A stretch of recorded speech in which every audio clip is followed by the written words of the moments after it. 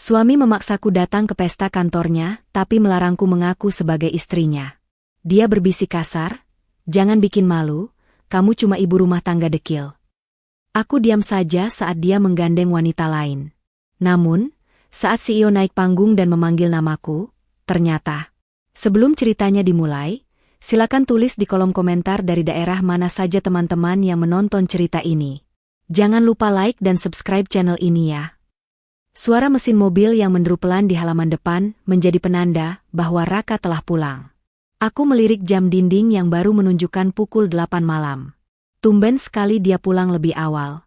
Biasanya, suamiku itu akan menghabiskan waktu berjam-jam di kafe bersama rekan-rekannya, berdalih membangun koneksi demi karir yang katanya sedang meroket.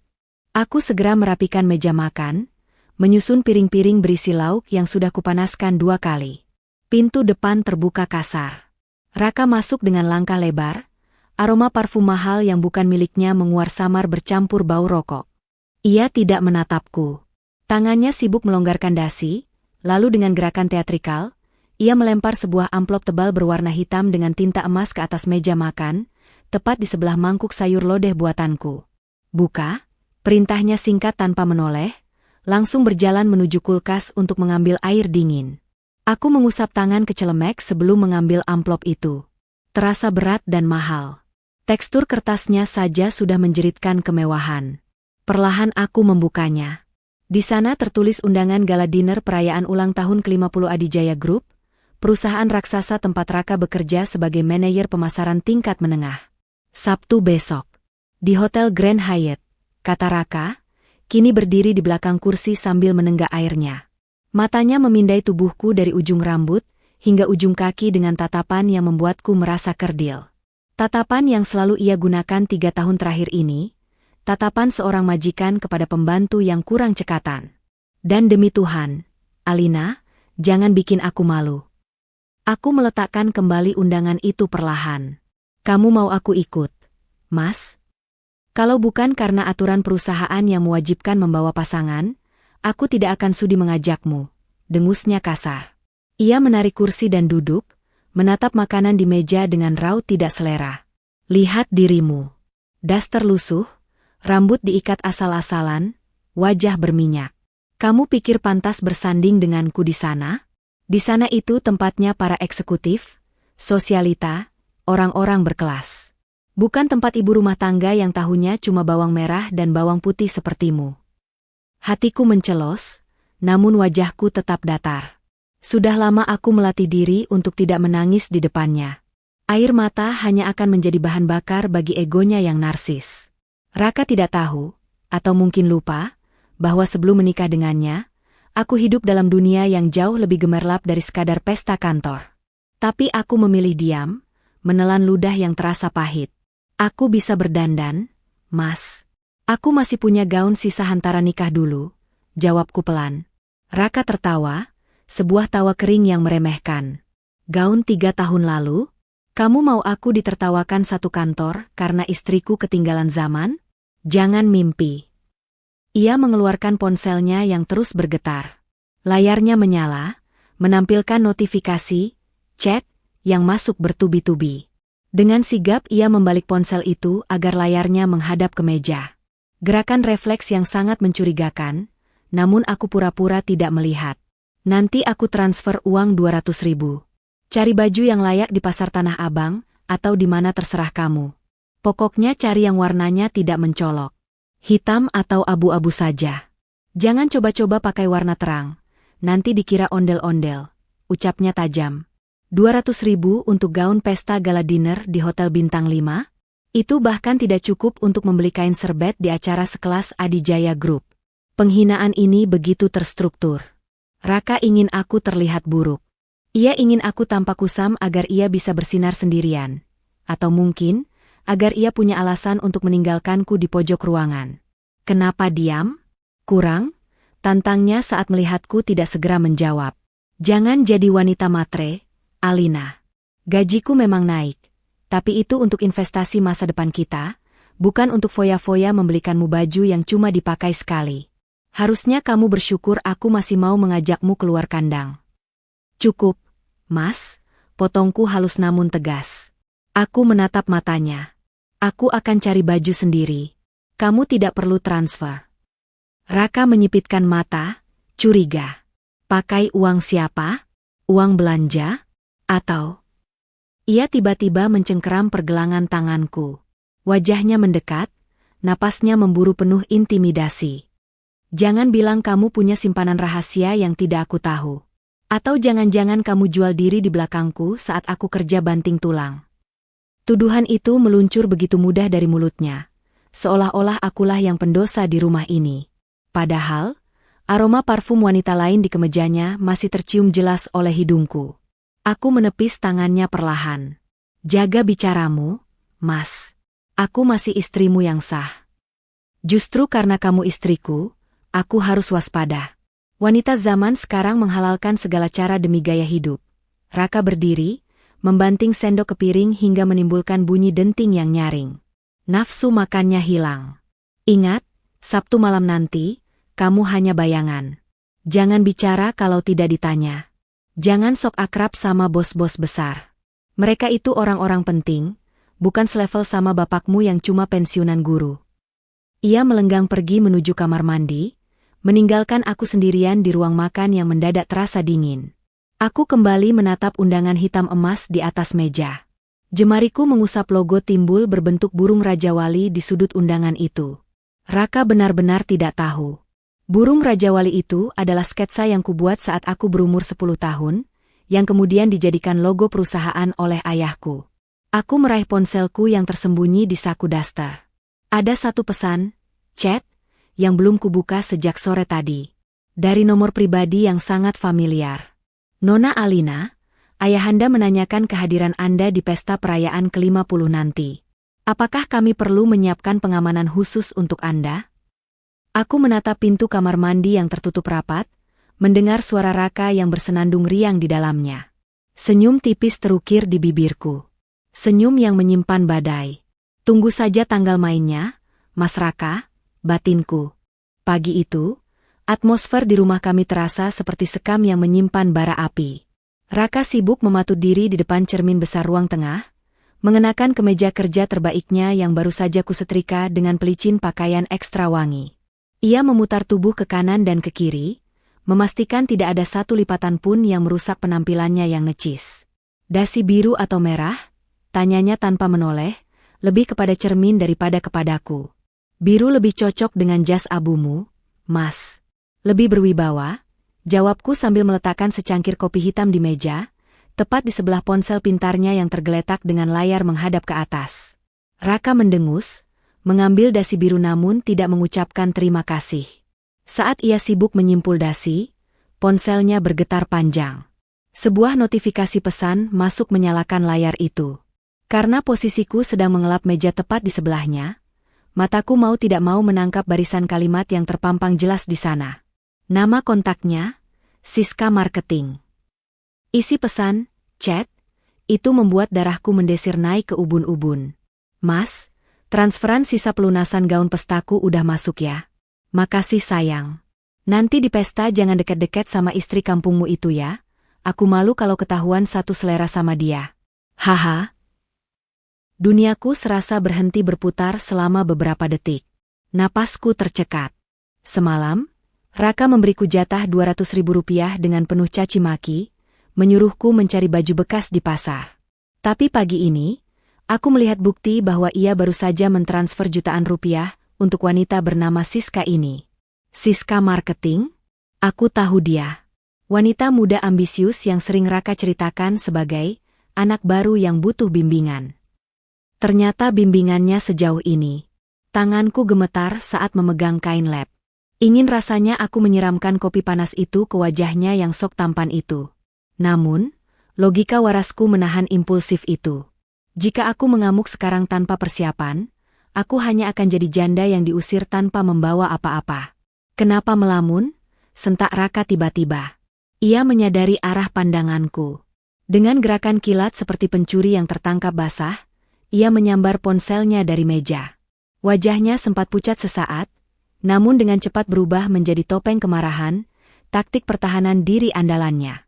Kamu baca chat aku? Tuduhnya dengan suara meninggi. Sejak kapan kamu jadi lancang begini, Alina? Melanggar privasi suami itu dosa besar. Tahu tidak? Aku tidak sengaja, Mas. Layarnya menyala sendiri.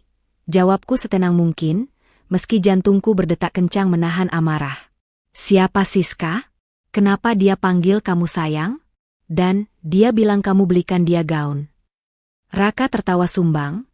Tawanya terdengar gugup namun dipaksakan untuk terdengar meremehkan. Ya ampun, Alina. Pikiranmu itu picik sekali. Siska itu cuma bercanda. Itu bahasa anak kantor zaman sekarang supaya akrab. Dan soal gaun? Itu dana talangan kantor. Aku manajer, aku harus memastikan timku tampil presentabel di acara ulang tahun perusahaan. Bukan seperti kamu yang kalau didandani saja masih terlihat seperti pembantu. Bohong. Kebohongan yang sangat amatir. Tapi aku diam, membiarkan dia merasa menang dengan argumen bodohnya. Raka mendekat, matanya menyipit penuh selidik. Ia justru membalikkan keadaan. Lagi pula, kenapa kamu peduli soal uang? Jangan-jangan kamu iri karena jatahmu sedikit. Ia mencengkeram bahuku, jarinya menekan kuat hingga terasa sakit. Atau, tunggu dulu. Kemarin aku lihat ada struk belanja di tempat sampah kamar mandi. Struk perawatan wajah di klinik mahal. Harganya 1 juta lebih. Aku terkesiap. Aku memang ke klinik itu minggu lalu menggunakan uang tabungan pribadiku, sisa dividen perusahaan ayah yang masuk ke rekening rahasiaku. Aku lupa membuang buktinya di luar rumah. Dari mana kamu dapat uang sebanyak itu, Alina? Desis Raka, wajahnya kini hanya berjarak beberapa sentimeter dari wajahku. Bau kopi dan parfum menyengat indera penciumanku. Gaji bulanan yang kasih cuma pas-pasan buat makan. Kamu tidak mungkin bisa perawatan mahal. Ia mengguncang bahuku kasar. Jawab, kamu punya simpanan?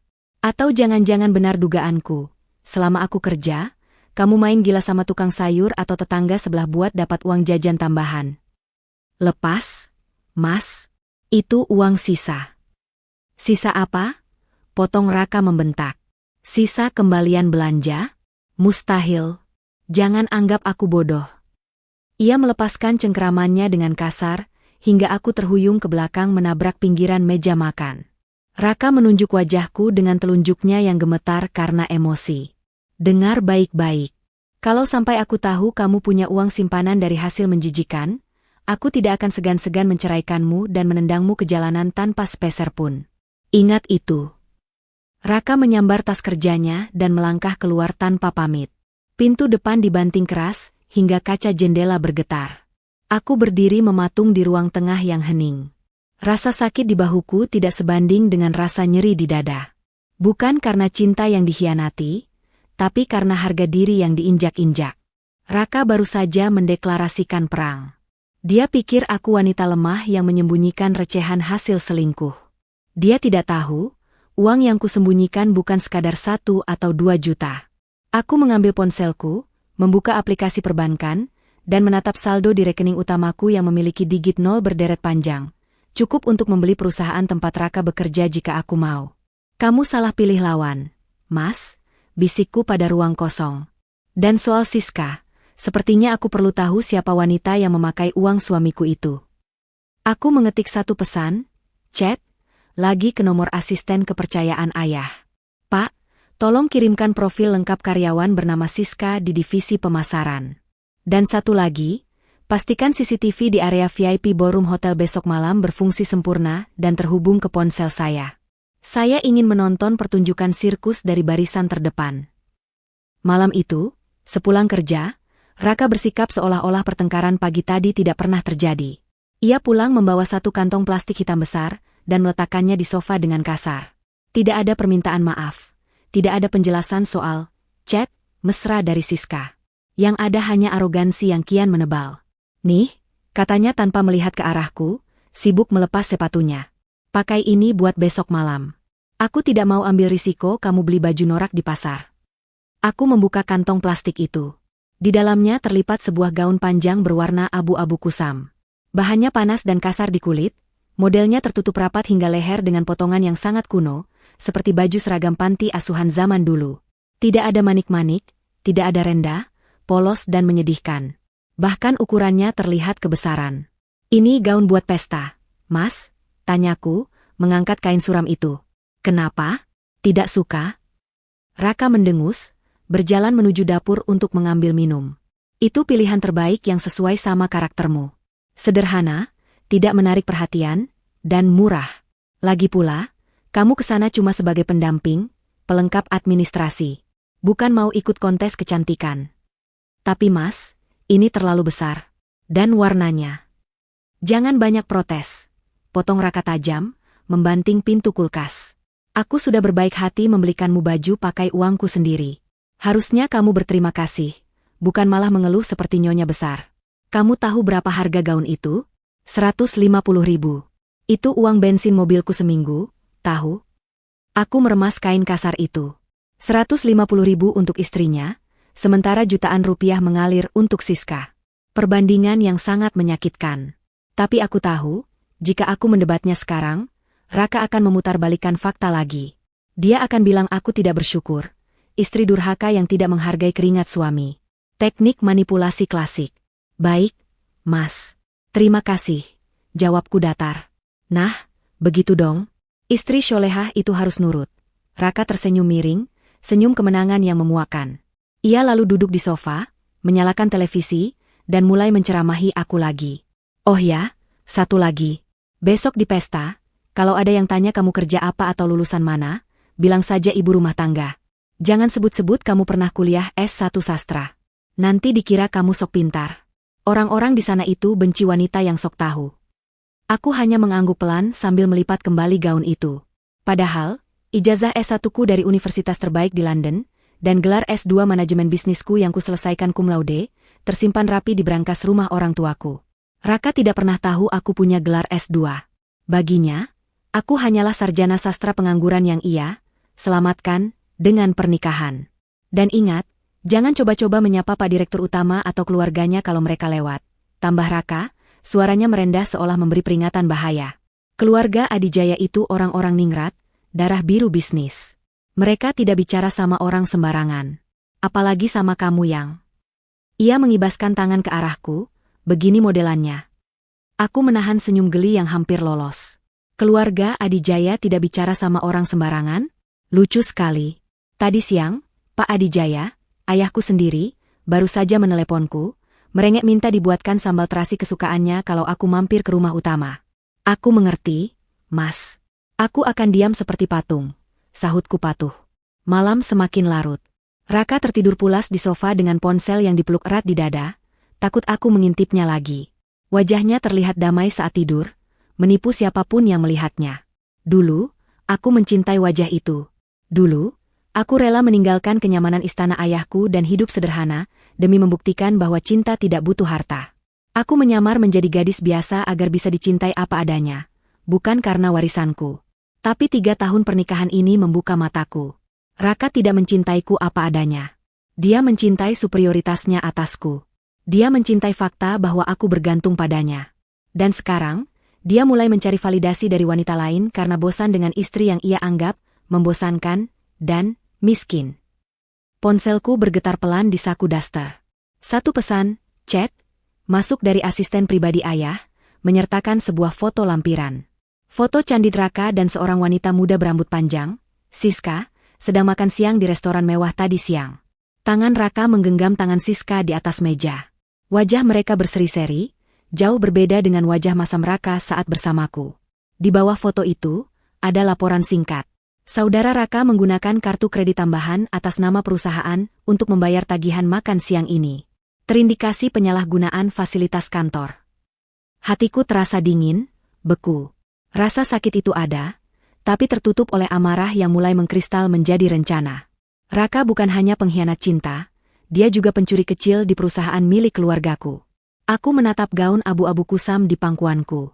Baiklah, Mas, bisikku pelan sambil menatap Raka yang mendengkur. Kamu ingin aku jadi bayangan besok malam? Aku akan jadi bayangan. Bayangan yang akan menelanmu hidup-hidup.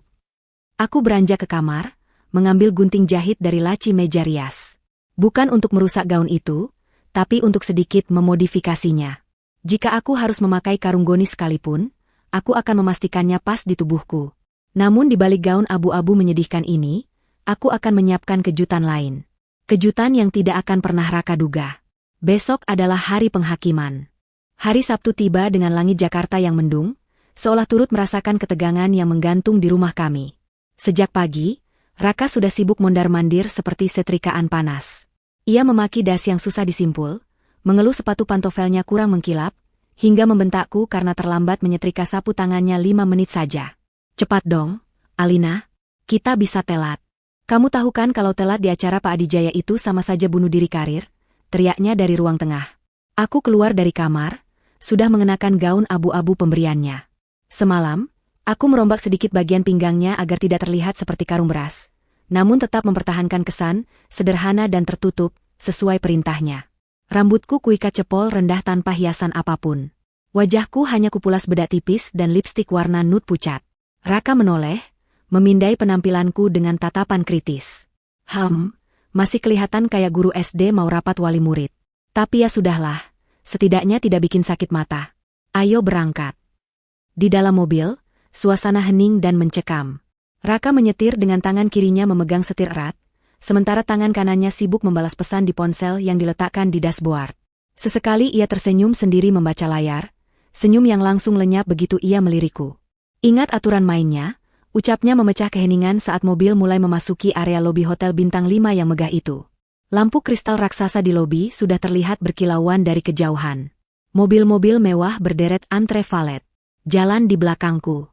Jangan gandeng tanganku kalau tidak aku minta. Kalau ada yang tanya, jawab seperlunya saja. Jangan malu-maluin. Iya, Mas, jawabku singkat. Kami turun di lobi. Udara dingin AC hotel langsung menyergap kulit. Raka segera memasang wajah ramah penuh wibawa begitu melihat beberapa rekan kantornya. Ia menyapa mereka dengan suara bariton yang dibuat-buat, tertawa renyah, dan menjabat tangan dengan erat. Aku berdiri 2 langkah di belakangnya, persis seperti ajudan atau asisten pribadi yang tidak dianggap. Pak Raka. Datang sama siapa nih? Tanya seorang pria gemuk berkacamata, Pak Haris, manajer HRD. Raka menoleh sekilas ke arahku, seolah baru sadar aku ada di sana. Oh, ini istri saya, Pak. Alina. Biasalah, ibu rumah tangga, jarang keluar rumah jadi agak kaku, jawabnya dengan nada merendahkan yang dibungkus candaan. Pak Haris mengangguk sopan padaku, namun tatapannya menyeratkan rasa kasihan. Selamat malam, Bu Alina. Aku hanya mengangguk dan tersenyum tipis. Malam, Pak. Kami berjalan menuju Grand Ballroom. Di depan pintu masuk yang dihiasi bunga-bunga segar setinggi manusia, mataku menangkap sosok wanita itu. Siska. Dia berdiri mencolok dengan gaun merah marun berpotongan bakles yang memamerkan punggung mulusnya. Gaun yang indah, mahal, dan jelas sekali dibeli dengan uang suamiku. Siska menoleh, matanya berbinar saat melihat Raka, namun langsung berubah sinis saat tatapannya jatuh padaku. Ia berbisik sesuatu pada teman wanitanya, lalu mereka berdua tertawa kecil sambil melirik gaun abu-abuku. Raka tampak gelisah. Ia ingin menghampiri Siska, tapi kehadiranku menahannya. Kamu cari tempat duduk dulu sana, perintahnya padaku setengah berbisik. Cari meja yang agak di belakang, yang dekat pilar. Jangan duduk di meja depan, itu buat level manajer ke atas. Tapi Mas, bukannya undangan kita ada nomor mejanya? Tanyaku. Sudah jangan banyak tanya. Meja kita memang di tengah. Tapi aku malu kalau kamu duduk di sana dengan baju begitu. Sana minggir. Raka mendorong pelan bahuku ke arah deretan meja kosong di sudut ruangan yang remang-remang, jauh dari panggung utama. Hatiku perih bukan main. Suamiku sendiri mengasingkanku di pesta kantornya karena malu. Aku menuruti perintahnya, berjalan gontai menuju meja sudut yang sepi. Dari kejauhan, aku melihat Raka segera menghampiri Siska. Mereka tertawa lepas. Raka bahkan memuji gaun Siska dengan suara yang cukup keras hingga terdengar oleh beberapa orang di sekitarnya. Wah, Siska, kamu malam ini stunning banget. Kelihatan berkelas, cocok jadi wajah perusahaan. Puji Raka. Kata-kata itu menghunjam jantungku. Berkelas. Kata yang sama yang ia gunakan untuk menghinaku. Aku duduk sendirian di meja bundar besar itu. Pelayan berlalu lalang membawa nampan canape, tapi tak ada satupun yang menawariku minum karena posisiku yang terpencil. Aku mengeluarkan ponsel, menatap layar hitamnya. Tiba-tiba, sebuah notifikasi masuk. Bukan chat, tapi email dari sistem keamanan hotel. Akses CCTV VIP ballroom diaktifkan. Kode, Royal Accent 01. Selamat malam, Nona Alina Adijaya. Kami siap menerima instruksi. Aku mengangkat wajah, menatap lurus ke arah panggung megah di depan sana. Di balik tirai bludru raksasa itu, ayahku sedang bersiap memberikan pidato pembukaan. Dan Raka sedang asyik berfoto selfie dengan Siska, tidak sadar bahwa di atas kepalanya, sebuah layar LED raksasa sebentar lagi akan menampilkan materi presentasi pencapaian terbaik tahun ini. Atau mungkin materi lain.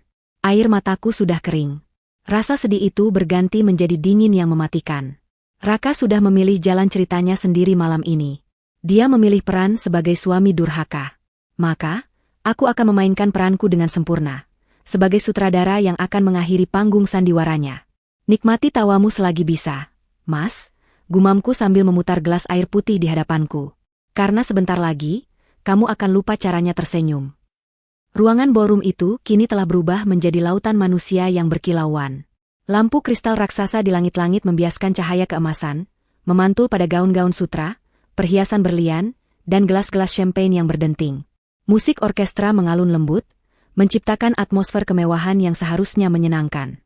Namun bagiku, setiap detiknya terasa seperti irisan silet yang menyayat perlahan.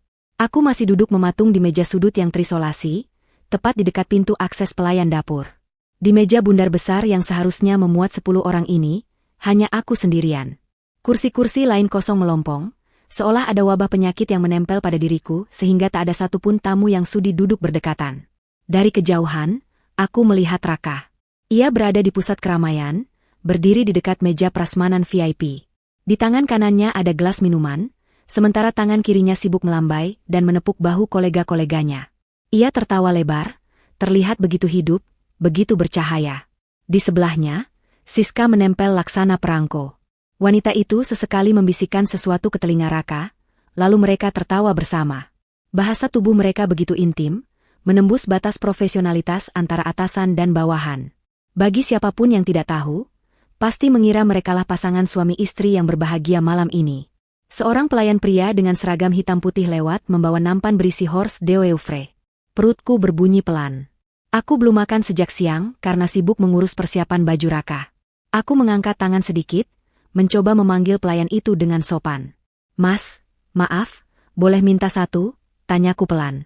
Pelayan itu menoleh, matanya menyapu penampilanku, gaun abu-abu kusam dan wajah minim riasan. Ia mengerutkan kening, lalu menggeleng cepat tanpa berhenti berjalan. Maaf, ini khusus tamu VIP, Bu. Makanan untuk staf dan pendamping umum ada di meja belakang dekat toilet. Tanganku yang terulur membeku di udara. Rasa malu menjalar panas dari leher hingga ke wajah. Pelayan itu mengira aku staf rendahan atau mungkin penyusup. Raka benar, penampilanku memang menyedihkan. Namun yang lebih menyakitkan adalah kenyataan bahwa suamiku sendiri yang merancang skenario penghinaan ini. Aku menarik kembali tanganku, menunduk menatap taplak meja putih bersih di hadapanku. Air mata yang sejak tadi kutahan mulai mendesak keluar, membuat pandanganku buram. Aku berusaha mengedip-ngedipkan mata, menelan ludah yang terasa seperti pasir. Jangan menangis di sini, Alina. Jangan beri Raka kepuasan itu, batinku menjerit. Permisi, kursi ini kosong. Suara cempreng wanita membuyarkan lamunanku. Aku mendongak. 3 orang wanita dengan gaun pesta mencolok berdiri di dekat mejaku. Mereka menatapku dengan tatapan menilai yang tidak bersahabat. Aku mengenali salah satunya sebagai istri Pak Haris, HRD kantor Raka. Kosong, Bu. Silakan, jawabku serak. Mereka duduk, namun sengaja memberi jarak 2 kursi dariku. Mereka mulai mengobrol, seolah aku tidak ada di sana. Namun volume suara mereka cukup keras untuk memastikan aku mendengarnya. Itu loh, istrinya Pak Raka. Kasihannya, bisik wanita bergaun hijau neon sambil melirikku dari sudut mata. Masa sih itu istrinya? Kok dekil banget? Aku kira tadi dia yang jaga penitipan tas. Sahut wanita di sebelahnya sambil terkekeh pelan menutup mulut. Yah, namanya juga Raka orang baik. Mungkin dulu nikahnya karena kasihan atau kecelakaan. Lihat tuh Raka, dia justru lebih cocok sama Siska. Kan? Sama-sama glowing, sama-sama berkelas. Kalau aku jadi laki-laki sih, aku bakal malu bawa istri kayak ondel-ondel kampung ke acara begini. Kata-kata itu menghunjam tepat di ulu hati. Mereka membicarakan kehancuran rumah tanggaku seolah itu adalah hiburan ringan teman makan kue. Aku meremas tanganku di bawah meja hingga kuku-kukuku memutih. Ingin rasanya aku berteriak, memberitahu mereka siapa aku sebenarnya. Bahwa gaun yang mereka pakai itu merek fast fashion murahan, sementara kain lab di rumah orang tuaku mungkin lebih mahal dari outfit mereka bertiga digabung. Tapi lidahku keluh. Rasa sakit dikhianati dan dipermalukan membuat tenagaku lenyap. Tiba-tiba ponselku bergetar. Satu pesan, chat, masuk dari Raka. Jangan makan kayak orang kelaparan. Duduk yang manis. Jangan coba-coba gabung ke meja teman-temanku. Awas kalau bikin malu. Aku menatap ke arah Raka. Ia sedang menatapku dari kejauhan dengan wajah dingin, ponsel di tangan. Ia memantauku seperti sipir penjara memantau narapidana. Detik itu juga, sesuatu dalam diriku retak. Bukan retak lagi, tapi hancur berkeping-keping. Harapan kecil bahwa Raka akan berubah, bahwa dia akan datang menghampiriku dan mengenalkanku sebagai istrinya, musnah sudah. Dia tidak mencintaiku. Dia bahkan tidak menghormatiku sebagai manusia. Aku di sini hanya sebagai objek penderitaan untuk memuaskan egonya yang sakit. Napas di dadaku terasa sesak. Udara di dalam ballroom yang dingin mendadak terasa mencekik. Aku butuh udara segar. Aku butuh keluar dari tempat terkutuk ini sebelum pertahananku jebol dan aku meraung di depan umum. Dengan langkah gemetar, aku berdiri. Mengabaikan tatapan sinis ibu-ibu di sebelahku, aku berjalan cepat menuju pintu kaca besar yang mengarah ke teras balkon samping. Tempat itu gelap dan sepi, jauh dari hiruk-pikuk pesta. Begitu pintu kaca tertutup di belakangku, suara musik orkestra meredam. Hanya ada suara angin malam dan deru napas panjangku. Aku berjalan menuju pagar pembatas balkon, mencengkeram besi dingin itu kuat-kuat. Kota Jakarta terhampar di bawah sana, gemerlap namun asing. Satu butir air mata akhirnya lolos, jatuh membasahi pipi. Lalu disusul butir lainnya. Aku menangis dalam diam, bahuku berguncang hebat. Aku menangisi 3 tahun hidupku yang sia-sia. Aku menangisi kebodohanku yang percaya bahwa cinta tulus bisa mengubah segalanya. Ternyata dongeng itu bohong. Cinderella tidak akan bahagia jika pangerannya adalah pria narsis yang manipulatif. Maafkan Alina, ayah. Alina salah pilih orang, bisikku lirih pada angin malam. Aku memejamkan mata, membiarkan rasa sakit ini menguasai seluruh tubuhku untuk terakhir kalinya. Besok, aku berjanji tidak akan menangis lagi. Tapi malam ini, biarkan aku menjadi wanita lemah yang hatinya remuk redam. Malam yang indah untuk menangis. Bukan begitu, Nona Alina? Suara bariton yang berat dan berwibawa terdengar dari sudut gelap balkon, membuatku tersentak kaget. Aku buru-buru menghapus air mata dan membalikan badan. Jantungku berdegup kencang. Aku pikir aku sendirian di sini. Dari balik bayangan pilar, seorang pria tua dengan setelan jas hitam klasik melangkah maju. Rambutnya memutih penuh wibawa. Tongkat kayu eboni di tangannya mengetuk lantai marmer dengan irama yang khas. Matanya tajam namun teduh, menatapku dengan sorot yang sangat kukenal. Bukan, dia bukan ayahku. Tapi dia adalah orang yang jauh lebih ditakuti Raka daripada hantu sekalipun. Dan dia baru saja memanggil namaku dengan hormat. Aku mundur selangkah, refleks menyeka sisa air mata di pipi dengan punggung tangan. Pria tua itu melangkah keluar dari bayang-bayang pilar. Cahaya remang dari dalam ballroom, menerangi wajahnya yang tegas namun penuh garis kebijaksanaan. Pak Darmawan, Direktur Operasional Senior Adijaya Group, tangan kanan kepercayaan ayahku selama lebih dari 30 tahun. Pria yang di kantor Raka dikenal sebagai malaikat pencabut nyawa, karena ketegasannya dalam memecat karyawan yang tidak kompeten. Raka selalu bercerita tentang betapa ia takut jika berpapasan dengan Pak Darmawan di koridor. Katanya, tatapan pria tua itu bisa menelanjangi kesalahan sekecil apapun. Dan sekarang, pria itu berdiri 2 meter di depanku, menatapku dengan senyum tipis yang hangat. Pak Darmawan. Desisku pelan, hampir tak terdengar. Sudah lama sekali, Nona Alina, ucapnya dengan suara rendah, menundukkan kepalanya sedikit, sebuah gestur penghormatan yang janggal jika dilihat oleh orang awam, mengingat dia adalah eksekutif senior dan aku, seharusnya, hanya istri karyawan rendahan. Terakhir kali saya melihat Nona masih memakai seragam putih abu-abu, merengek minta dibelikan es krim di lobi kantor pusat. Aku tersenyum kecut, kenangan masa lalu berkelebat. Tolong jangan panggil saya Nona, Pak. Di sini, saya cuma Alina, istri dari Raka, staf Bapak. Pak Darmawan melangkah mendekat, berdiri di sampingku menghadap pagar balkon, menatap pemandangan kota. Saya dengar suami Nona baru saja dipromosikan jadi manajer pemasaran. Prestasi yang lumayan. Nada bicaranya menyeratkan keraguan. Tapi saya juga dengar beberapa laporan kurang sedap tentang dia belakangan ini. Laporan yang masuk ke meja ayahanda Nona. Jantungku berdesir. Jadi ayah sudah tahu? Raka, dia pekerja keras. Pak, belaku refleks, sisa-sisa insting istri yang berbakti. Pak Darmawan tertawa kecil. Nona Alina, Anda ini terlalu baik. Persis seperti mendiang ibu Anda. Selalu melihat sisi baik orang, bahkan ketika orang itu sedang memegang pisau di belakang punggungnya. Ia menoleh menatapku, matanya menyipit serius.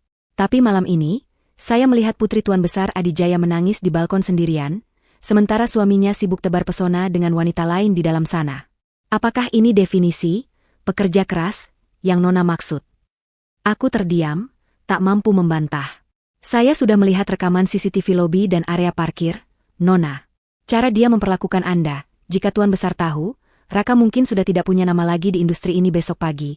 Lanjut Pak Darmawan, suaranya kini dingin mencekam. Jangan, Pak, jangan beritahu ayah dulu, potongku cepat. Ini urusan rumah tangga saya. Biar saya yang selesaikan.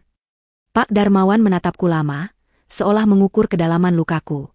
Lalu ia menghela napas panjang dan tersenyum lagi, kali ini lebih lembut. Ia merogoh saku jasnya, mengeluarkan sapu tangan kain putih bersih yang terlipat rapi. Hapus air mata itu, Nona. Riasan Nona mungkin sederhana, tapi wibawa seorang adijaya tidak boleh luntur hanya karena pria bodoh, katanya sambil menyodorkan sapu tangan itu. Aku menerimanya dengan tangan gemetar. Terima kasih, Pak. Saat aku sedang mengusap sudut mataku, tiba-tiba pintu kaca balkon terbuka kasar. Suara musik pesta yang bising menerobos masuk, diikuti oleh suara langkah kaki yang terburu-buru dan penuh amarah. Alina, apa yang kamu lakukan di sini? Itu suara Raka. Aku menoleh kaget. Raka berdiri di ambang pintu, wajahnya merah pada menahan murka. Matanya melotot menatapku, lalu beralih ke Pak Darmawan. Namun karena penerangan di balkon sangat minim, Raka sepertinya tidak mengenali siapa pria tua yang berdiri di sampingku. Yang ia lihat hanyalah istrinya sedang berduaan dengan seorang pria tua di tempat gelap. Otak kotor Raka langsung bekerja cepat. Hebat ya kamu. Raka melangkah maju, mencengkeram lenganku kasar hingga aku meringis. Ia menarikku menjauh dari Pak Darmawan. Baru ditinggal sebentar, sudah asyik pacaran sama sugar daddy di balkon. Dasar wanita murahan. Memalukan. Raka, lepas. Kamu salah paham, seruku panik. Salah paham apanya? Bentak Raka, tidak peduli suaranya mulai menarik perhatian beberapa orang di dalam yang mengintip lewat kaca. Ia menunjuk wajah Pak Darmawan dengan jari telunjuknya yang gemetar. Hei Pak Tua, Anda jangan sembarangan yang menggoda istri orang. Mentang-mentang punya uang, Anda pikir bisa beli istri saya? Dia ini memang kampungan, tapi dia masih punya suami. Pak Darmawan tidak bergerak sedikit pun. Ia berdiri tegak, kedua tangannya bertumpu tenang di atas tongkatnya. Wajahnya tidak menunjukkan kemarahan, hanya tatapan datar yang dingin, tatapan seekor singa yang melihat tikus sedang mengamuk. Raka, cukup. Kamu tidak tahu siapa dia. Teriakku, berusaha menutup mulut suaminya yang sudah kelewatan. Aku tidak peduli siapa dia. Paling juga pensiunan genit yang menyusup masuk. Raka semakin menjadi-jadi. Ia merasa gagah berani karena berhasil memergoki istrinya, selingkuh. Ini adalah amunisi sempurna baginya untuk membalikkan semua kesalahannya padaku nanti. Dengar ya, Pak. Pergi dari sini sebelum saya panggil keamanan. Dan kamu, Alina, kita selesaikan di rumah. Siap-siap saja angkat kaki. Pak Darmawan melangkah maju satu langkah. Suara tongkatnya yang mengetuk lantai terdengar nyaring di keheningan balkon. Nama Anda Raka, bukan? Tanya Pak Darmawan dengan suara tenang namun berwibawa. Volume suaranya tidak tinggi tapi menggetarkan udara di sekitarnya. Manajer pemasaran divisi 3. Raka tertegun sejenak mendengar nada bicara pria itu. Ya, kenapa? Anda mau lapor bos saya? Silakan. Saya karyawan teladan di sini. Pak Darmawan tersenyum tipis. Sangat tipis. Tidak perlu lapor. Karena saya rasa, bos Anda akan sangat tertarik mendengar bagaimana Anda membentak direktur operasional perusahaan Anda sendiri. Wajah Raka memucat seketika. Matanya membelalak, berusaha mengenali wajah pria tua di hadapannya dalam keremangan. Direktur operasional? Di saat yang sama, lampu sorot dari taman bawah menyapu area balkon sekilas, menerangi wajah Pak Darmawan dengan jelas. Raka mundur selangkah, kakinya goyah. Ia mengenali wajah itu. Wajah yang fotonya terpampang besar di lobi kantor pusat. Pak Darmawan? Raka tergagap, suaranya mendadak hilang tenaganya. Cengkeramannya di tanganku terlepas begitu saja. Pak Darmawan tidak menjawab Raka. Ia beralih menatapku, lalu membungkuk sedikit, kembali memberikan gestur hormat yang sangat sopan. Saya permisi dulu, Nona. Silakan nikmati pestanya. Saya tunggu di dalam. Pria tua itu berbalik dan berjalan santai masuk kembali ke dalam ballroom, meninggalkan Raka yang berdiri mematung dengan mulut ternganga dan wajah seputih kertas. Keringat dingin mulai mengucur di pelipis suamiku. Ia menatapku dengan horor. Alina, kenapa Pak Darmawan panggil kamu? Nona? Kenapa dia hormat sama kamu? Aku menatap Raka dingin, sambil merapikan bekas cengkeramannya di lenganku yang memerah. Mungkin karena dia tahu cara menghargai wanita, tidak sepertimu, Mas. Aku melangkah masuk melewati Raka yang masih syok. Ini baru permulaan. Raka baru saja menggali lubang kuburnya sendiri, dan aku baru saja memegang skopnya. Raka mengejarku seperti orang yang kesetanan. Begitu kami masuk kembali ke area ballroom yang riuh rendah, ia langsung menyambar sikuku dan menyeretku ke celah sempit di antara pilar besar dan dinding partisi, tempat yang agak tersembunyi dari pandangan tamu-tamu lain namun cukup dekat dengan hiruk-pikuk pesta. Wajahnya pucat pasi, keringat dingin membasahi keningnya yang lebar. Matanya bergerak liar ke kanan dan ke kiri, memastikan Pak Darmawan tidak mengikuti kami, lalu tatapannya terkunci padaku dengan campuran rasa takut dan curiga yang akut. Jelaskan, desisnya dengan suara bergetar. Sekarang juga. Kenapa Pak Darmawan kenal kamu? Kenapa dia panggil kamu, Nona, dan menunduk hormat kayak pelayan keraton? Kamu punya hubungan apa sama dia? Aku menatap Raka datar, menarik tanganku dari cengkeramannya yang basah dan lengket. Rasa takut yang biasanya menyelimutiku setiap kali ia membentak, kini lenyap tak berbekas. Yang tersisa hanyalah rasa jijik melihat betapa kerdilnya nyali pria yang selama ini berlagak bagaikan raja di rumah kami. Aku tidak punya kewajiban menjelaskan apapun sama kamu, Mas, jawabku dingin. Jangan main-main, Alina. Raka menekan suaranya, berusaha tidak berteriak agar tidak menarik perhatian, tapi urat lehernya menonjol keluar. Karirku di ujung tanduk. Kamu tahu siapa dia? Dia itu orang nomor 2 di perusahaan ini. Kalau dia tersinggung karena ucapanku tadi, besok pagi surat pemecatan pasti sudah ada di mejaku. Ia menjambak rambutnya sendiri dengan frustrasi. Sial, kenapa kamu diam saja tadi? Kenapa kamu tidak bilang kalau kakek tua itu direkturku? Kamu sengaja mau jebak aku, ya? Selalu begitu. Selalu aku yang salah. Kamu yang menghina dia duluan, Mas. Kamu yang menuduh istrimu sendiri melacur dengan orang tua. Balasku tenang. Mulutmu harimaumu. Raka menatapku tajam, lalu tiba-tiba ekspresinya berubah. Otaknya yang manipulatif mulai merajut skenario baru untuk menyelamatkan diri. Ia memegang kedua bahuku, kali ini tidak kasar, tapi dengan remasan yang memohon. Tunggu dulu, dia kenal kamu sejak kecil katanya? Ayahmu? Bapakmu itu dulu supir pribadinya ya? Atau tukang kebunnya? Raka bertanya penuh harap. Baginya, itu adalah penjelasan paling logis. Istrinya yang miskin ini pasti anak dari bawahan Pak Darmawan di masa lalu. Pasti begitu kan? Makanya dia panggil kamu Nona sebagai panggilan sayang ke anak pembantunya. Aku hampir tertawa mendengar deduksi dangkal itu. Betapa sempitnya dunia Raka. Tanpa menunggu jawabanku, Raka melanjutkan dengan antusiasme yang menyedihkan. Dengar, Alina. Kalau bapakmu dulu jongosnya Pak Darmawan, kamu harus manfaatkan itu. Kamu cari dia sekarang. Kamu minta maaf atas nama suamimu. Kamu sujud di kakinya kalau perlu. Bilang kalau aku tadi cuma cemburu karena saking cintanya sama kamu. Bilang aku hilaf. Ayo, Alina. Lakukan demi rumah tangga kita. Demi rumah tangga kita, ulangku sinis. Atau demi gaji kamu buat foya-foya sama Siska? Raka terkesiap. Wajahnya mengeras lagi. Jangan bawa-bawa Siska. Ini soal masa depan kita. Kalau aku dipecat, kamu mau makan apa? Batu? Jangan egois. Cepat cari Pak Darmawan dan bujuk dia. Ia mendorong bahuku kasar ke arah kerumunan. Dorongan itu menjadi titik balik segalanya. Rasa hormatku pada ikatan pernikahan ini putus detik itu juga. Aku akan menemuinya, kataku pelan, menatap lurus ke manik mata Raka yang hitam. Tapi bukan untuk minta maaf demi kamu. Aku akan menemuinya untuk memastikan kamu mendapatkan apa yang pantas kamu dapatkan. Raka mengerutkan kening, bingung dengan nada bicaraku yang berubah drastis. Sebelum ia sempat bertanya lagi, aku memutar tumit dan berjalan cepat meninggalkannya. Bukan ke arah kerumunan, tapi ke arah toilet wanita. Aku masuk ke dalam bilik toilet yang sepi dan mewah, mengunci pintu di belakangku. Di depan cermin wastafel marmer yang lebar, aku menatap pantulan diriku. Wanita di cermin itu tampak menyedihkan. Gaun abu-abu kusam yang kebesaran, rambut dicepol asal-asalan, wajah polos tanpa rona. Inilah Alina, ciptaan Raka. Alina yang dibentuk untuk jadi kerdil supaya Raka bisa merasa besar. Aku membuka tas kecilku. Di sana tersimpan lipstik merah menyala yang diam-diam kubawa, satu-satunya benda, mewah, peninggalan masa lajangku yang masih kusimpan.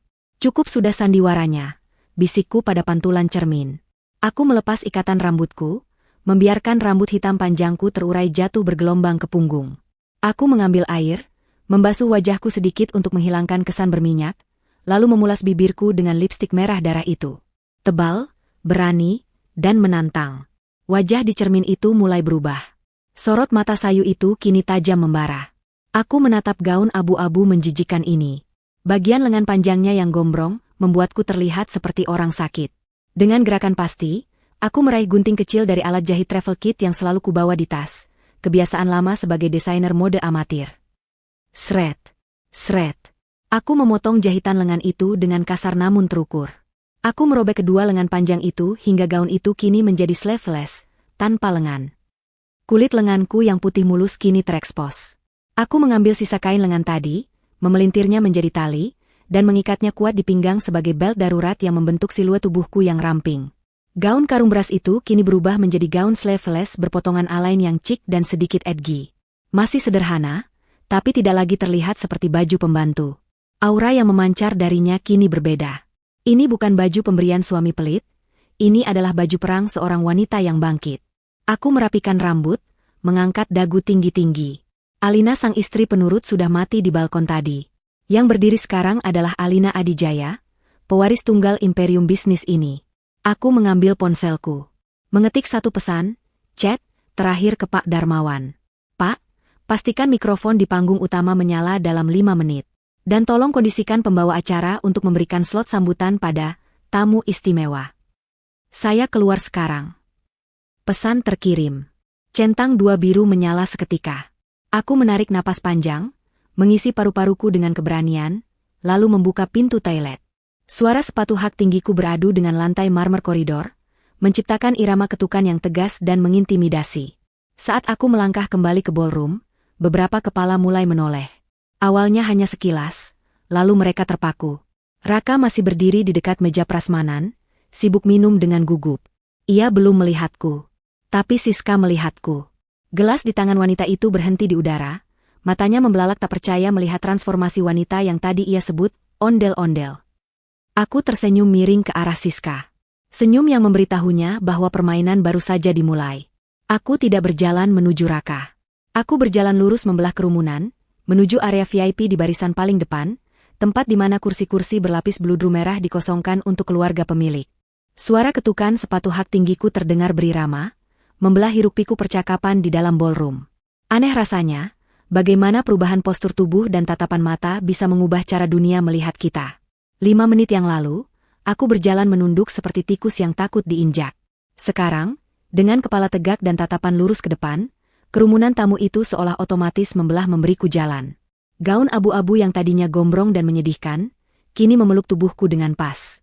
Lengan-lengannya yang kurobek paksa menciptakan kesan raw dan edgy, seolah ini adalah karya desainer eksentrik yang sengaja menampilkan estetika ketidaksempurnaan.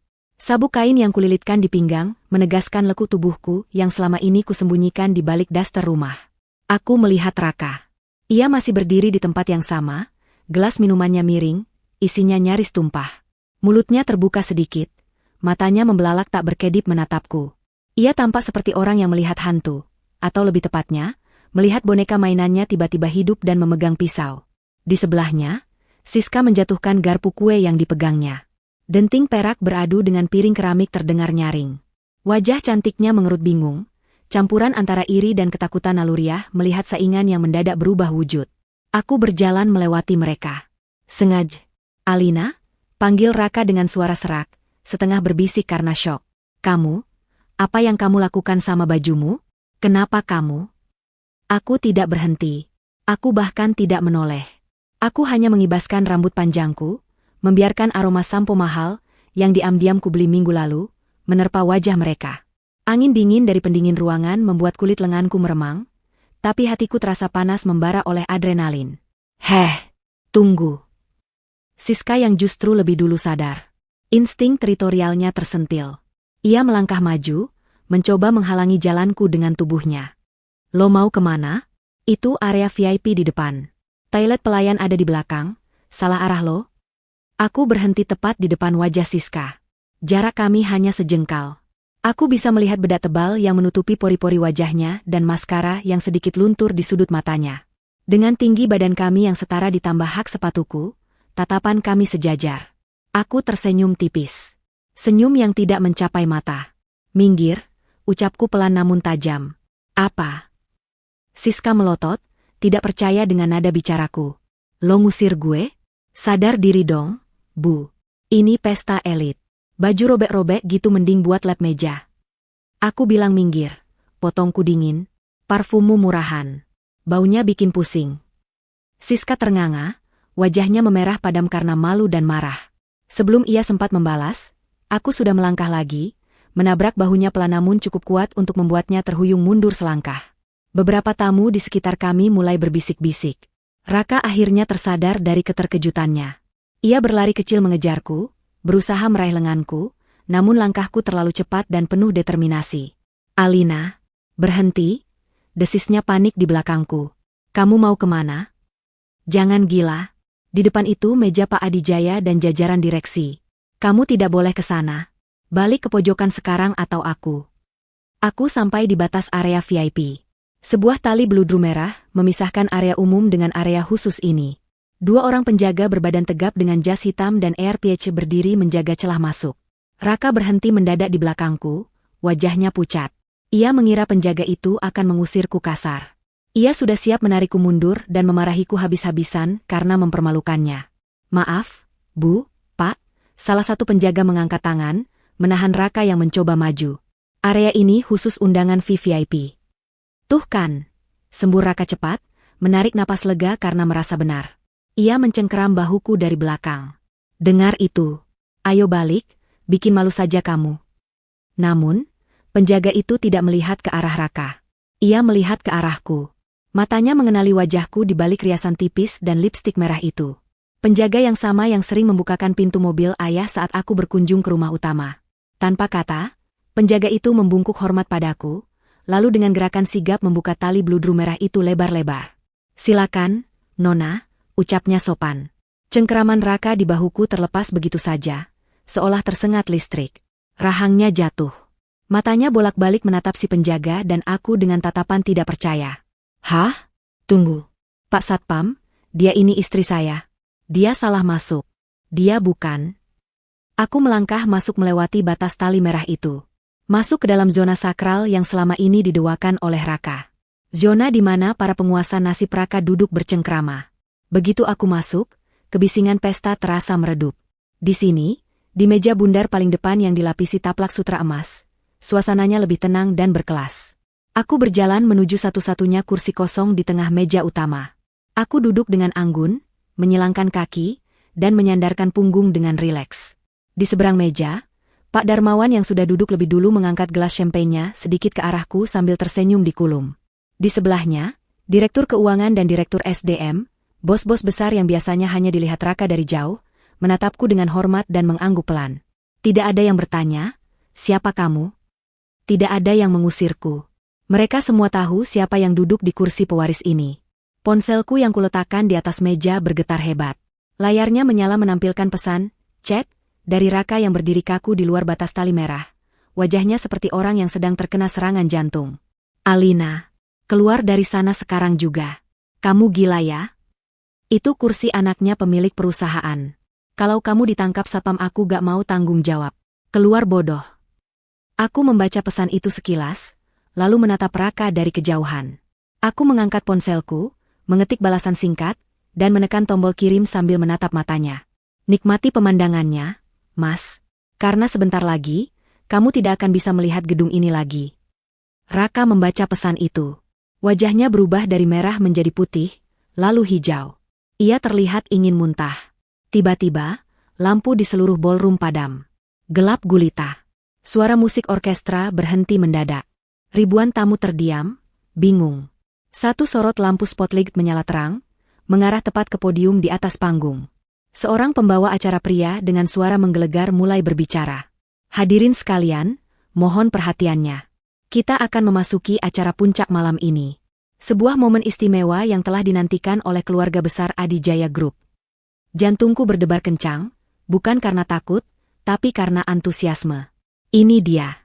Malam ini, Bapak Adijaya selaku pendiri dan CEO, ingin mengumumkan sebuah restrukturisasi besar-besaran sekaligus memperkenalkan sosok yang selama ini beliau sembunyikan dari publik. Sosok yang akan memegang kendali penuh Adijaya Group mulai besok pagi. Lampu spotlight kedua menyala. Bukan ke arah panggung, tapi bergerak menyapu ruangan, mencari targetnya. Sinar putih menyilaukan itu bergerak cepat melewati kerumunan tamu, melewati Raka yang gemetar, melewati Siska yang pucat, dan akhirnya berhenti tepat di atasku. Aku memejamkan mata sejenak, menikmati hangatnya cahaya sorot yang menerpa wajahku. Saat aku membuka mata, aku melihat Raka jatuh terduduk di lantai di kejauhan. Kakinya benar-benar lemas. Cahaya lampu sorot itu terasa hangat di kulitku, kontras dengan dinginnya keringat yang mengucur di punggung Raka di kejauhan sana. Seluruh ruangan ballroom yang tadinya riuh rendah kini sunyi senyap, seolah oksigen di ruangan itu tersedot habis. Ribuan pasang mata tertuju padaku, si wanita bergaun abu-abu robek yang duduk di kursi tahta. Dari atas panggung, sosok pria tegap dengan setelan jas hitam velvet melangkah maju mendekati mikrofon. Ayah. Meski usianya sudah menginjak kepala 6, karismanya masih mampu membuat pesaing bisnisnya gemetar. Ia menatapku dari kejauhan, senyum bangga terukir di wajahnya yang tegas. Selamat malam. Suara ayah menggelegar, jernih dan berwibawa, dipantulkan oleh puluhan pengeras suara di setiap sudut ruangan. Malam ini saya tidak akan bicara soal laba atau saham. Malam ini saya ingin bicara soal warisan. Ayah memberi isyarat tangan padaku. Kemarilah, nak. Aku berdiri. Dengan dagu terangkat dan langkah pasti, aku berjalan membelah area VIP menuju tangga panggung. Suara sepatu hak tinggiku adalah satu-satunya suara yang terdengar di ruangan raksasa itu. Setiap langkahku terasa seperti injakan paku di dada Raka. Aku bisa merasakannya. Saat aku menaiki anak tangga panggung, aku menoleh sekilas ke arah kerumunan. Raka sudah berdiri lagi, dibantu oleh seorang pelayan. Wajahnya bukan lagi pucat, tapi abu-abu seperti mayat hidup. Mulutnya bergerak-gerak tanpa suara, menyebut namaku seperti orang gila. Di sebelahnya, Siska menunduk dalam-dalam, berusaha menyembunyikan wajahnya di balik punggung tamu lain. Aku sampai di tengah panggung. Ayah langsung merangkul bahuku erat, mencium keningku di depan ribuan karyawannya. Hadirin sekalian, ucap ayah lantang, tangannya masih merangkul bahuku. Perkenalkan, ini adalah jantung hati saya. Satu-satunya alasan saya membangun kerajaan bisnis ini. Putri tunggal saya, Alina Adijaya. Duar, meski tidak ada ledakan fisik, aku bisa merasakan ledakan mental yang menghantam seisi ruangan. Bisik-bisik mulai berdengung seperti lebah. Ibu-ibu yang tadi menghinaku di meja belakang terlihat menutup mulut dengan tangan, mata mereka terbelalak horor. Selama 3 tahun terakhir, lanjut ayah, suaranya berubah menjadi lebih berat dan tajam. Putri saya memilih untuk hidup sederhana. Ia ingin belajar tentang kehidupan nyata, tentang ketulusan, dan tentang cinta tanpa memandang materi. Ia menyamar menjadi wanita biasa, menikahi seorang pria dari kalangan biasa, berharap menemukan pasangan hidup yang mencintainya apa adanya. Ayah memberi jeda dramatis. Matanya yang tajam menyapu ruangan, mencari satu titik target. Namun sayang, suara ayah merendah, dingin menusuk tulang. Eksperimen itu membuktikan satu hal pahit. Bahwa ada manusia-manusia serakah yang tidak tahu diuntung. Manusia yang diberi berlian tapi memperlakukannya seperti batu kali. Tiba-tiba, layar LED raksasa di belakang kami berubah tampilan. Tidak lagi menampilkan logo perusahaan, melainkan serangkaian bukti digital yang diperbesar. Foto Raka dan Siska yang sedang bermesraan. Tangkapan layar, chat, Raka yang menghinaku. Dan yang paling fatal, bukti mutasi rekening penggunaan kartu kredit perusahaan untuk pembelian tas mewah dan booking hotel bintang 5 atas nama Raka dan Siska. Gumam kaget membahana di seluruh ruangan. Suasana menjadi kacau. Semua mata kini beralih mencari sosok Raka. Raka Andika, panggil ayah melalui mikrofon. Namanya bergema mengerikan. Manajer pemasaran yang baru dipromosikan. Sorot lampu spotlight kedua menyala, langsung menembak ke arah Raka yang berdiri gemetar di dekat meja prasmanan. Ia terpapar. Telanjang di depan penghakiman massa. Ia mencoba tersenyum, tapi bibirnya berkedut-kedut tak terkendali. Bapak, Pak Adijaya. Raka tergagap, suaranya pecah namun terdengar karena keheningan ruangan. Ia mencoba melangkah maju, mengangkat tangannya dengan putus asa. Itu istri saya, Pak. Alina, sayang. Jelaskan sama Papa Bapak, kalau ini cuma salah paham. Betapa menyedihkannya. Di detik-detik kehancurannya pun, ia masih mencoba memanipulasi situasi. Aku meminta mikrofon dari tangan ayah. Ayah memberikannya dengan tatapan merestui. Aku melangkah maju ke bibir panggung, menatap Raka dari ketinggian. Posisi kami kini terbalik secara harfiah dan metaforis. Aku di atas, dia di bawah. Salah paham, Mas? Tanyaku. Suaraku tenang, tapi menggema ke seluruh penjuru hotel. Bagian mana yang salah paham? Bagian kamu menyebutku, ondel-ondel kampung? Bagian kamu menyuruhku jadi bayangan? Atau bagian kamu memakai uang perusahaan ayahku untuk membelikan pelacurmu gaun yang dia pakai sekarang? Siska menjerit kecil saat beberapa orang di dekatnya spontan menjauh, seolah dia membawa virus menular. Wajahnya merah padam, air mata mulai luntur merusak riasannya. Alina, tolong. Raka jatuh berlutut. Kakinya benar-benar tidak kuat menopang tubuhnya lagi. Ia menangis. Bukan tangisan penyesalan, tapi tangisan ketakutan kehilangan segalanya. Mas minta maaf. Mas hilaf. Mas cinta sama kamu, Dek. Mas cuma cinta, potongku sambil tertawa kecil. Tawa yang menyakitkan. Mas, kamu tidak mencintaiku. Kamu mencintai dirimu sendiri yang merasa hebat karena bisa menginjak-injak istrimu. Kamu merasa besar karena mengira istrimu kecil. Tapi malam ini, Mas, kamu lihat sendiri seberapa kecilnya kamu di hadapanku.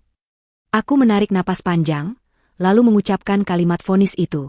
Mulai detik ini, Raka Andika, kamu dipecat secara tidak hormat dari Adijaya Group. Divisi hukum kami sudah menyiapkan berkas tuntutan atas penggelapan dana perusahaan selama 6 bulan terakhir. Kamu akan miskin, Mas. Lebih miskin dari apa yang pernah kamu bayangkan. Raka meraung, mencoba merangkak mendekati panggung, tapi 2 petugas keamanan bertubuh raksasa segera menahannya, mencengkeram lengannya ke belakang. Dan satu lagi, ucapku sebelum berbalik. Urusan kita belum selesai di sini. Besok pagi, pengacara pribadiku akan mengirimkan surat cerai. Jangan harap kamu dapat 1 rupiah pun harta Gonogini, karena secara hukum, kamu berutang miliaran pada keluargaku. Bawa dia keluar. Perintah ayah menggelegar.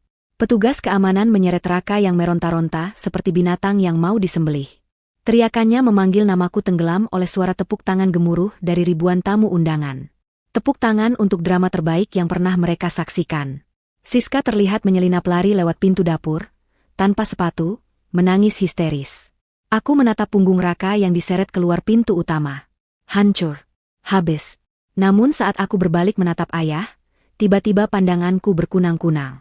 Adrenalin yang memuncak tadi mendadak surut, meninggalkan tubuhku yang lelah luar biasa. Kakiku goyah. Alina, seru ayah panik, menangkap tubuhku yang hampir limbung. Saat kesadaranku mulai menipis dalam dekapan ayah, aku melihat seseorang berlari naik ke panggung dari arah sayap kanan. Seorang pria muda dengan jas dokter yang tampan, wajahnya cemas luar biasa. Alina, bertahanlah. Suara itu, suara cinta masa kecilku yang dulu kutinggalkan demi Raka. Dia ada di sini? Aroma antiseptik yang khas dan dengung halus mesin pendingin ruangan menjadi hal pertama yang menyapa indraku saat kesadaran perlahan kembali. Kelopak mataku terasa berat, namun aku memaksanya terbuka. Langit-langit putih bersih tanpa noda menyambut pandanganku. Ini bukan kamarku yang pengap, bukan pula kamar hotel mewah tempat pesta semalam. Sudah bangun, putri tidur? Suara itu lembut, maskulin, dan membawa gelombang nostalgia yang menghantam dada. Aku menoleh ke samping. Di sana, duduk di kursi penunggu dengan jas dokter putih yang tersampir di sandaran lengan, adalah Adrian. Pria yang dulu pernah menawarkan dunia di telapak tangannya untukku, namun kutolak mentah-mentah demi Raka, pria yang kuanggap tulus karena kemiskinannya. Adrian menatapku dengan sorot mata yang sulit diartikan. Ada lega, ada marah, namun dominan oleh kerinduan yang tertahan. Adrian. Suaraku parau, tenggorokanku kering. Ia segera menuangkan air hangat ke dalam gelas, membantuku duduk dan minum dengan telaten. Gerakannya hati-hati, seolah aku adalah barang pecah belah yang paling rapuh di dunia. Kamu pingsan di panggung semalam, jelas Adrian sambil meletakkan kembali gelas itu. Kelelahan ekstrim, stres berat, dan dehidrasi. Tubuhmu menjerit minta tolong, Alina, tapi kamu terlalu sibuk berperang sendirian. Aku bersandar pada tumpukan bantal empuk. Ingatan tentang kejadian semalam berputar kembali di kepalaku seperti film bisu. Sorot lampu, wajah pucat Raka, teriakan histeris Siska, dan pelukan ayah. Ayah mana? Tanyaku. Di luar, sedang bicara dengan tim pengacara. Beliau ingin memastikan Raka tidak hanya dipecat, tapi juga membusuk di penjara. Jawab Adrian tenang, namun ada kepuasan tersembunyi dalam nadanya. Raka. Aku bergumam pelan.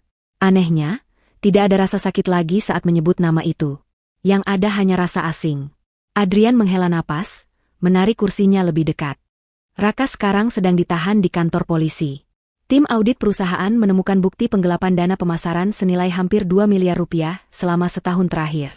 Dia menggunakan uang perusahaan untuk gaya hidupnya, untuk membelikan wanita itu barang-barang mewah, bahkan untuk membayar uang muka mobil barunya. Aku terdiam. 2 miliar. Sementara dia memarahiku hanya karena uang belanja sayur yang naik 5.000 rupiah. Dan Siska? Tanyaku datar.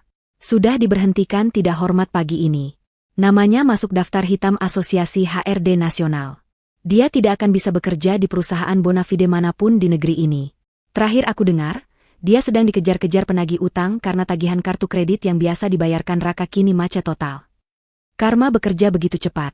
Seolah Tuhan tidak sabar ingin membereskan kekacauan ini. Pintu kamar rawat inapku terbuka pelan. Ayah masuk dengan wajah lelah namun berbinar saat melihatku sudah duduk. Di tangannya ada sebuah map merah.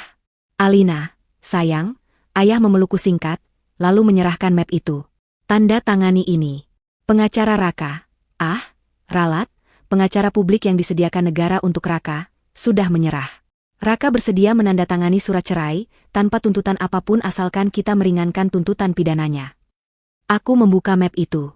Surat perjanjian perceraian dan pelepasan hak harta bersama.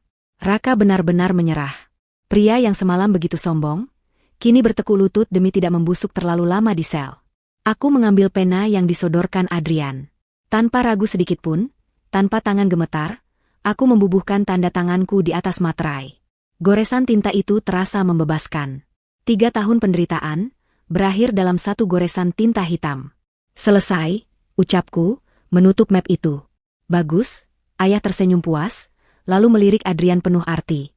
Nah, ayah harus kembali ke kantor untuk membersihkan sisa-sisa kekacauan mantan suamimu. Adrian, tolong jaga Alina sampai dia boleh pulang, ya? Adrian mengangguk sopan. Siap, Om. Serahkan pada saya. Sepeninggal ayah, keheningan canggung menyelimuti kami. Aku memandang keluar jendela kaca besar yang menampakkan pemandangan kota Jakarta dari lantai 20. Matahari bersinar terik, seolah mengejek kegelapan yang baru saja kulewati. Maafkan aku, Adrian, ucapku tiba-tiba, memecah sunyi. Adrian menautkan alisnya. Untuk apa? Untuk dulu, memilih dia daripada kamu. Aku pikir kemapananmu akan membuatku terkekang. Aku pikir hidup sederhana dengan Raka akan penuh cinta. Ternyata aku salah besar. Aku menukar berlian dengan kerikil tajam. Adrian tersenyum tipis, kali ini senyumnya tulus. Ia meraih tanganku yang bebas dari selang infus, menggenggamnya hangat. Manusia belajar dari kesalahan, Alina. Kamu tidak salah karena ingin dicintai tulus. Kamu hanya salah memberikan hatimu pada orang yang tidak tahu cara merawatnya, ucapnya lembut. Ibu jarinya mengusap punggung tanganku. Yang penting sekarang, kamu sudah kembali. Kembali menjadi Alina yang seharusnya. Alina sang ratu, bukan Alina si upik abu. 1 bulan kemudian, aku melangkah keluar dari lobi gedung pencakar langit Adijaya Tower. Kali ini, bukan dengan gaun robek atau daster, melainkan dengan setelan blazer krem pas badan yang elegan, sepatu hak tinggi senada, dan rambut yang tergerai indah usai perawatan salon mahal. Para karyawan yang berpapasan denganku menunduk hormat, menyapa, "Selamat sore, Bu Direktur," dengan segan dan kagum. Di gerbang depan, ada sedikit keributan. Seorang pria kurus dengan pakaian lusuh sedang berdebat dengan petugas keamanan. Rambutnya berantakan, wajahnya tirus tak terurus, dan matanya cekung. Raka. Melihatku keluar, ia berusaha menerobos penjagaan. Alina, Tunggu, teriaknya serak. Tolong aku, Dek. Aku tidak punya tempat tinggal. Kontrakan disita. Aku rela jadi supirmu. Asal aku bisa makan. Alina. Aku berhenti sejenak di balik kacamata hitamku. Hatiku beku. Tidak ada rasa kasihan. Pria ini telah mematikan rasa ibaku saat ia membiarkanku kelaparan kasih sayang selama 3 tahun. Sebuah mobil sedan sport hitam mengkilap berhenti tepat di depanku. Kaca jendelanya turun, menampilkan wajah Adrian yang tampan dan segar. Butuh tumpangan, Nona Direktur, godanya sambil tersenyum. Aku menoleh sekilas ke arah Raka yang kini sedang diseret menjauh oleh satpam, persis seperti sampah yang harus dibuang pada tempatnya. Raka menatapku, dan untuk pertama kalinya, ia melihat apa yang sebenarnya ia lepaskan, seorang wanita yang tak ternilai harganya. Aku kembali menatap Adrian, lalu tersenyum lebar, senyum paling bahagia yang pernah kumiliki dalam 3 tahun terakhir. Tentu saja, Dok, jawabku sambil membuka pintu mobil. Mobil melaju membelah jalanan Jakarta, meninggalkan masa lalu yang kelam di spion belakang, menuju masa depan yang cerah dan penuh kemungkinan. Cerita tentang Alina si istri teraniaya telah tamat. Kini, lembaran baru tentang Alina sang penguasa hidupnya sendiri, baru saja dimulai. Tamat.